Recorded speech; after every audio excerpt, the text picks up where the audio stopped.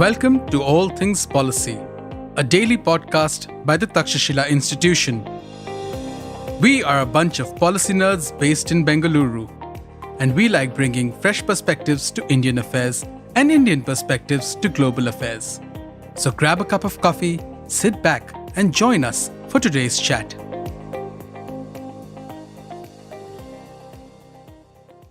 Hi everyone, I'm Sarthak and I welcome you to one more episode of All Things Policy.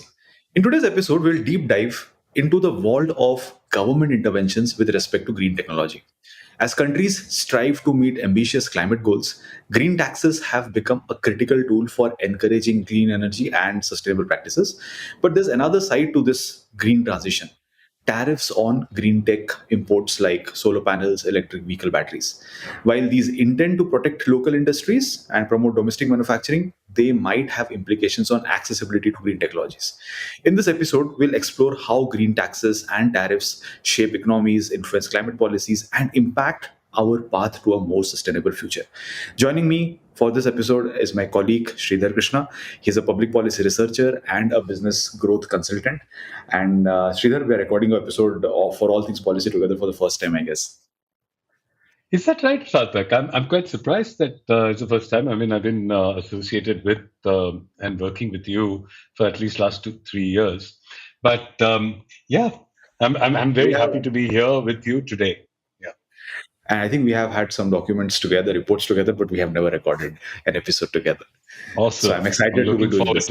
I'm looking forward to it. Thank you. Yeah. So Sridhar, you have extensively researched this particular area. So I just wanted to know, what are your thoughts on green taxation? Can you give us some examples of green taxes? How are countries using it? Sure. Thanks, Sarthak. I think it's a very important topic. I think, we all talk about global warming, climate change, and I think so. Basically, what countries are doing today is what they call green tax. It's basically an environmental or an eco tax, and it's basically designed to promote environmentally friendly behavior by companies and individuals. So basically, any tax that's used to promote a more responsible, sustainable behavior on the part of organizations and individuals, those are generally called green taxes. So these could basically, what people do is they go and tax activities that pollute or cause environmental damage. So the principle behind it is that the polluter should pay for the damage that they cause. And these are aimed to internalize the external costs of environmental damage. So basically, there is an externality of environmental damage when you do something which is not responsible. So, but the price of goods and services should reflect this environmental impact, is the principle behind a green tax. So, an example of a green tax could be something like a carbon tax, where you charge a tax based on carbon dioxide emissions. And the idea behind that is, like, if the tax is high, then it will act as a disincentive to emit more fossil fuel and make that whole thing more expensive, and therefore you'll do less. The other is a gas guzzler tax.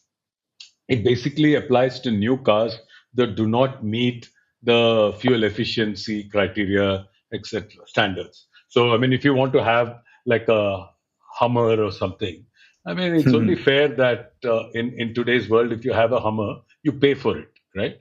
You pay for it, they pay for the externality of polluting the environment.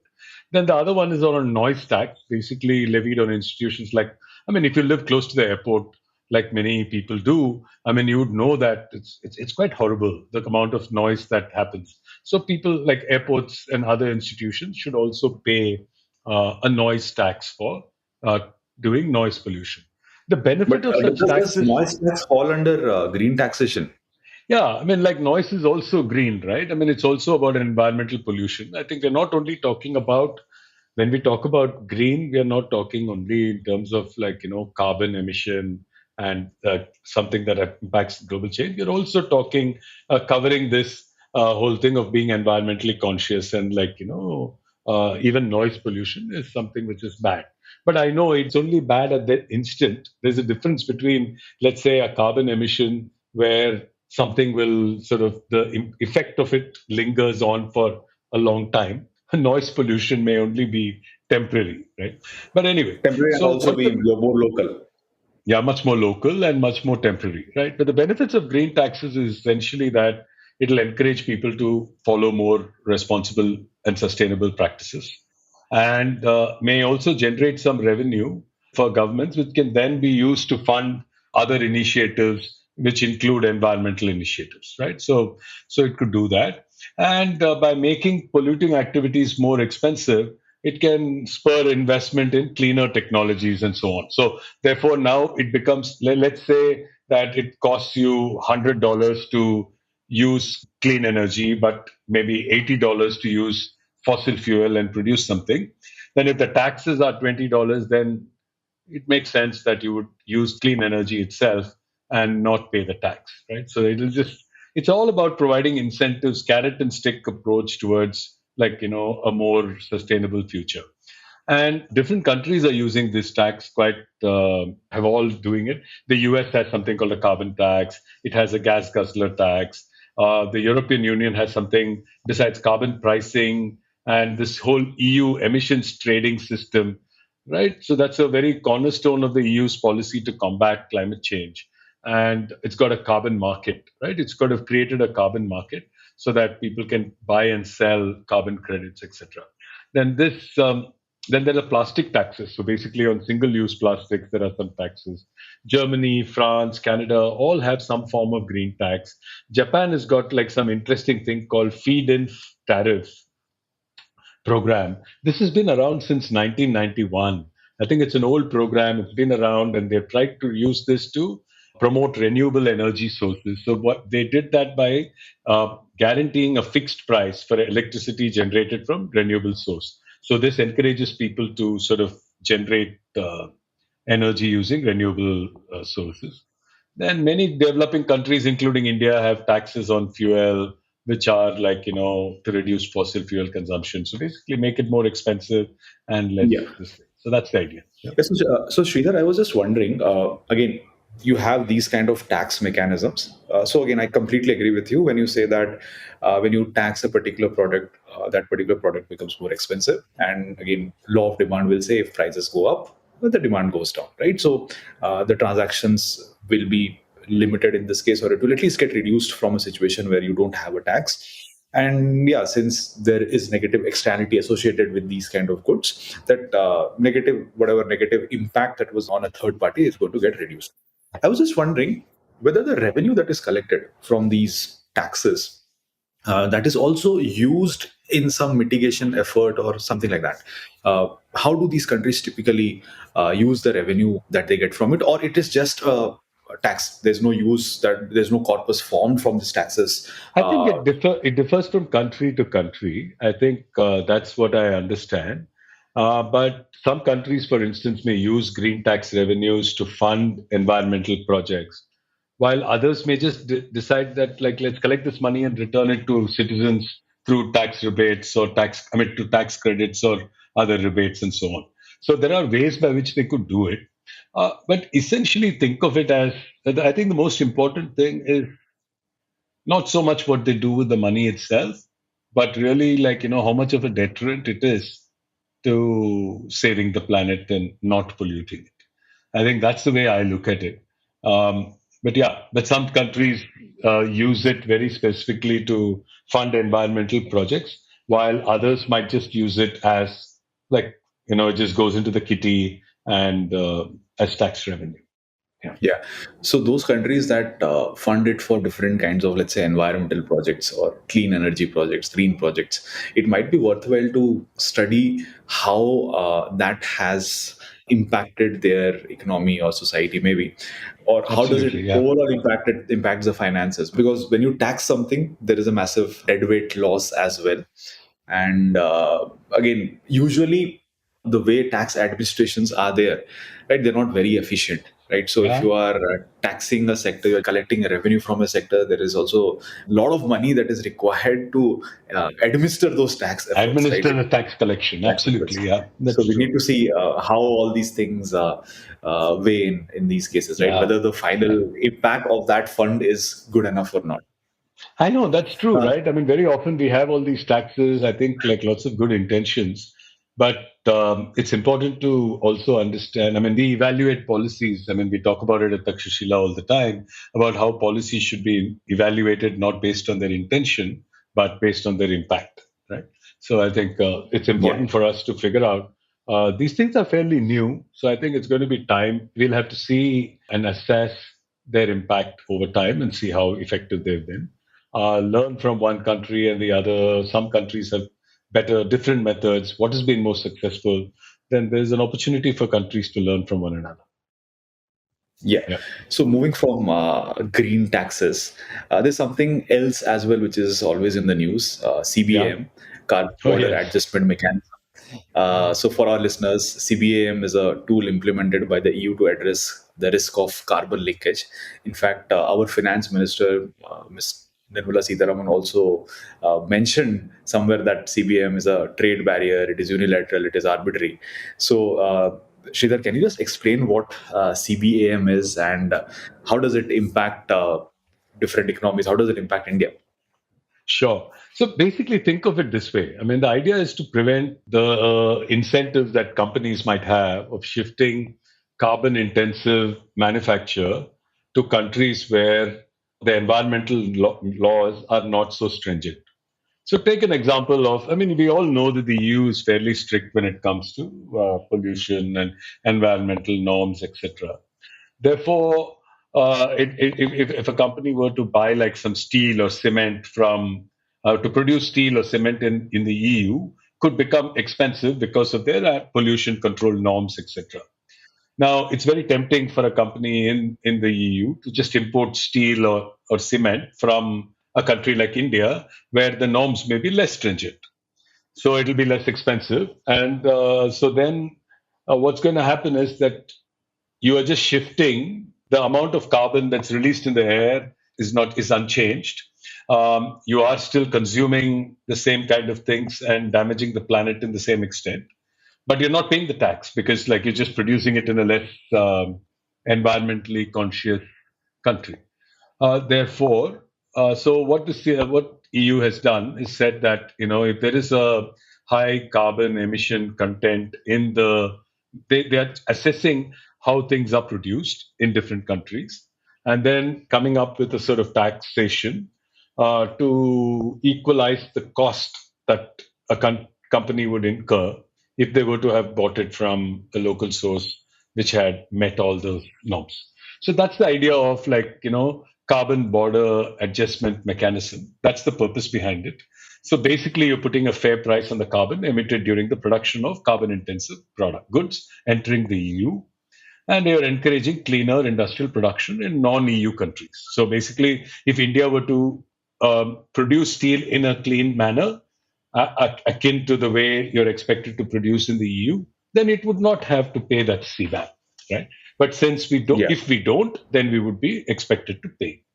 So they're basically listed a set of goods and said that these are carbon intensive in their manufacture and are at high risk of carbon leakage. And then things like cement, iron and steel, aluminium, fertilizers, electricity, hydrogen. These are all things which typically have a high carbon intensive manufacturing process. And so then this will cover about 50% of all the emissions in sectors covered by the EU emissions trading system, right? So basically, 50% of that would be covered by CBAM. And yeah, India's steel and cement industry will definitely see an adverse impact on account of CBAM. So I think like Nirmala Sitharaman is right in saying that it's a trade barrier. But the point is that I don't know. I mean, I think we have to look at it from the right lens over time. But there is a but this but I but the, we should also understand that it's not just a tax, right? You talked a little earlier about the administrative cost of collecting taxes, but then there is also an administrative cost for the companies involved in paying the tax, right? So in Yeah. complying with a particular law, there's also a compliance cost which is there, which seems to be rather high in this particular case of CBAM. It promises to be high. It's just sort of right now we are going through a transition phase starting 1st October 2023. So now you just have to report embedded greenhouse gas emissions, but you don't have to purchase or surrender any certificates at this stage. But from 2026, under the definitive regime, EU importers will be required to register with some national authorities, purchase some CBAM certificates. These prices would be sort of determined and vary constantly. Then, like, declare emissions which are embedded in their imports, and then deduct any carbon price already paid. So it seems to be a rather complex sort of set of Yeah. So it's going to rules. make it's going to make things more complicated, which also implies the compliance cost will increase, and firms might not have enough incentives to produce outside, maybe, Correct. I which think that's in turn something will it's going to impact. have an impact on global trade, right? I think that's not something. So, reduction in tariffs have historically encouraged growth in global trade, while increase in tariffs over time have sort of acted in the opposite way of actually reducing global trade, right? So So you yeah, so mentioned that's that this it's is a something complex which. mechanism. It has some significant implications for global trade and climate action, but So since yeah, but how successful it'll be will depend on, like, how we get it finally implemented. Yeah. Yeah. So you mentioned that EU has already it proposed it 1 year Yeah. back and it is getting implemented. Correct. But apart from EU, are there any other countries which have also proposed similar measures, or they already have these measures? Yeah, I mean, for instance, the United Kingdom has like planned CBAM. So it's in the next few years, I think it's part of UK's broader strategy to achieve. Let's say a country which has a lower GDP per capita, right? Will they be prioritizing not having any investments at all? No, they Or I won't. mean, that I is think, what like, can. that's true. That's exactly why CBAM is required, right? Because there is a poor country has lesser incentive to implement these these environmentally uh, stringent norms. They have lesser incentive to do so because they need to solve today's They problems want to grow of poverty faster. They want to create alleviation, more job jobs. creation, and all that. But I think CBAM will ensure that, like, these things don't just get pushed to poor countries, and there is sufficient cost associated with doing so.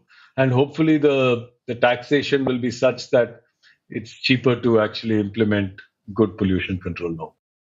One more kind of policy tool that is frequently in the news is different kind of tariff measures on green tech imports. In fact, US, EU, they have imposed different kind of tariffs on green tech imports from China. So on one side, countries are trying to have taxes. They're trying to incentivize domestic manufacturing. Maybe they're having taxes on products which have negative externalities, which have environmental externalities. So the stated objective over there is ensuring that you have a cleaner, greener future. But at the same time, you are trying to restrict trade on those kind of technology which could ensure cleaner, greener future much more earlier than what is expected, right? When you impose a tariff on a green tech product, there is a delay on that. So what are your thoughts on this, Sridhar?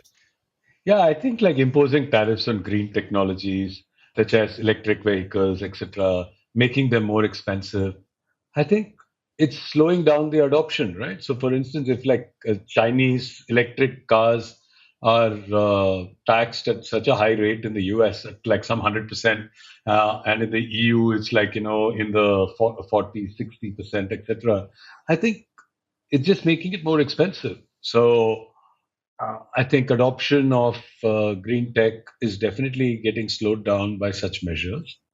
They have their own logic for doing it, right? I mean, the US has imposed. And what is the current landscape right now? Sure, I tell you, I mean, I think the landscape is such that the US has imposed substantial tariffs on various green tech products from China. So China seems to be the primary target of many of these tariffs. And they said, like, on lithium ion batteries, some 25%, 100% taxes on electric vehicles, 50% on solar cells. This is something that the US is doing. And basically, the idea is to protect American workers and businesses from what they are perceiving as unfairly subsidized Chinese production. Basically, China is going through some economic challenges, and therefore, they are just exporting a lot more, and they are exporting it at a lot more at very low prices, and this is causing. Because China seems to have an overcapacity, and America is accusing China of having overcapacity, producing a lot, and therefore just dumping these products in order to long term dominate international markets for such a key technology, right? So I think that's the basic goal which Americans and the Europeans are accusing China of, and therefore imposing these kind of taxes on green tech. But I think these taxes could lead to slower adoption of green technology, and also lead to greater tension between these countries. While these tariffs are generally supposed to protect domestic industries, they might slow down the deployment, like you mentioned. I mean, it's going to slow. While long term, it'll help develop domestic technology in green tech. But immediately, if something can be protected, and the world and the planet cannot wait to go green, right? I mean, we're already like way behind schedule in terms of the actions that we need to take. And if you're going to further delay it by imposing things like tariffs on green tech, I think it's not a great idea. So Japan is doing something different. I mean, you asked about sort of the landscape, and I thought like the EU and the US are not very different in their approach to China, but Japan is doing something different, and it says that let's have low taxes on green techs. They're basically also saying that like there's a lower duty structure when it comes to importing from developing countries, and this includes green technology products and making it simpler for these goods to enter Japan. They have a simplified tariff system, and they say that for things which are of low value, they have a very easy tax scenario. They have green tax technology initiatives, like I mentioned earlier, about their feed in tariff program, which has been on since 1991. And then there is carbon pricing. So I think all these things that Japan is doing seems to provide incentives and a favorable tariff environment for green tech. And that seems to me a more sort of sensible approach to this particular issue. Yeah. So one of the issues with these tariffs that you already highlighted is the green transition. It will get delayed, right? Yes. And maybe we can't wait for it. And already you have certain goals, right? Different countries have arrived at certain targets. By this particular year, will become net zero. But another area, also another area where you can see issues, where you can see conflicts is maybe you have tariffs on green tech products, but again, China can retaliate in some other places, and also there is a possibility of these kind of tariffs not necessarily being effective. For Yeah. instance, maybe you have tariff on Chinese imports, but it might so happen that they will route those products through other countries, right? So I'm just wondering how important or how significant, how effective some of these things are going to be. And again, there will be other issues as well, right? Maybe China will, since again, many of these countries are dependent on China for raw material, for various kind of things, right? So maybe you will not be able to access that, and in that case, your you will be impacted strategically as well. Yeah, in fact, I mean, if you look at what Ajay Shah was saying, right, I think it's a good point you raise. And but Ajay Shah also, I mean, he's not known to be someone who promotes imposition of tariffs to protect Indian companies, etc., from cheap Chinese imports. But he is suggesting it, right? I was very surprised when I read Ajay Shah write about this, and he says that while protectionist policies typically hinder economic development, India should implement non-tariff barriers against Chinese exports, and maybe even tariff ones, overseas production of Chinese firms due to the current unique circumstances surrounding the Chinese economy. His perspective is that China has got some economic challenges, and it needs to export aggressively in order to keep their exchange rates at the right levels and so on and so forth. And they need to do this. And there are Chinese firms are now facing a lot of internal pressure to increase exports, to maintain operations and employment. So this has led to very cheap Chinese exports, and it's going to be long term detrimental to many of the importing countries. This is Ajay Shah's response, because he feels that when somebody is actually more competitive in producing something, and they have a competitive advantage and therefore are much cheaper, then it is in our interest to just import from them and not impose tariff barriers.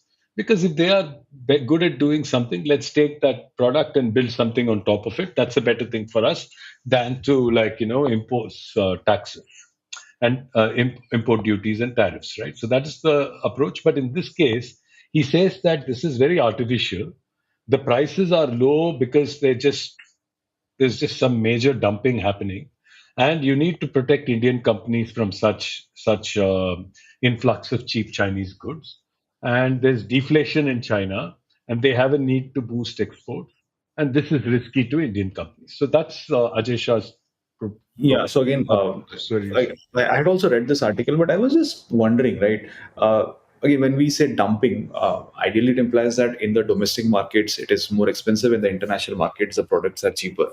But that might not be the case here, because the products in domestic markets in China's domestic markets might also be at the same price. So I was wondering whether that dumping thing qualifies here. And again, another aspect that I was thinking is, okay, fine. Let's say China has subsidized. They have used industrial policies. They have subsidized Mhm. their production of these kind of goods, right? Green tech stuff.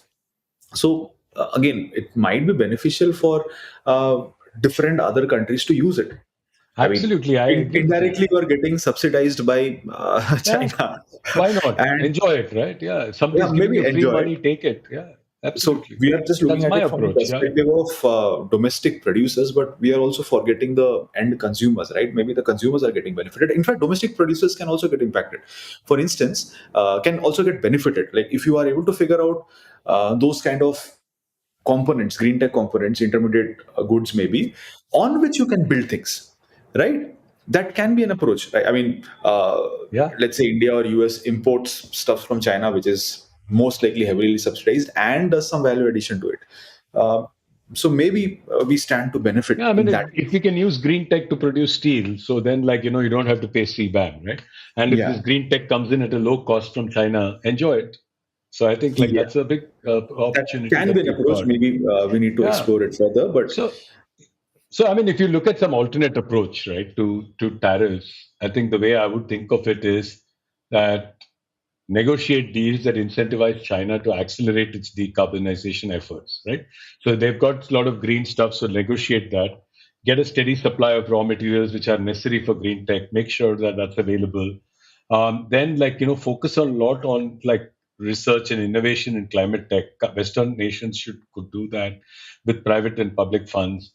Ensure that the next generation of electric vehicles, energy storage, and nuclear fusion reactors from United States and Europe find markets all over the world. But if you look at what China is doing, even with respect to nuclear fusion, they have 10 times the number of PhDs in nuclear fusion working in China than compared to America. So even in nuclear fusion, if they're ahead, that's because they've actually made some huge investments in this space. So if the rest of the world wants to beat them, the right thing to do is to sort of compete in the right way and do something that's good for the planet. And I think imposing big tariffs on green technology to me, despite what Ajay Shah says and what the US and EU are doing, I think seems to and be a what bit they're going to do in extreme. future, given that Trump Yeah. got re-elected, I don't know what is going to happen over there. Yeah, that's interesting too, right? So Trump has already said that he's going to put a 60% import duty on everything from China, and it's going to sort of cause some significant disruption to global trade if he carries out some of these threats. In the past, Trump has been not a great friend of protecting the environment, right? So, for instance, he withdrew from the Paris Agreement.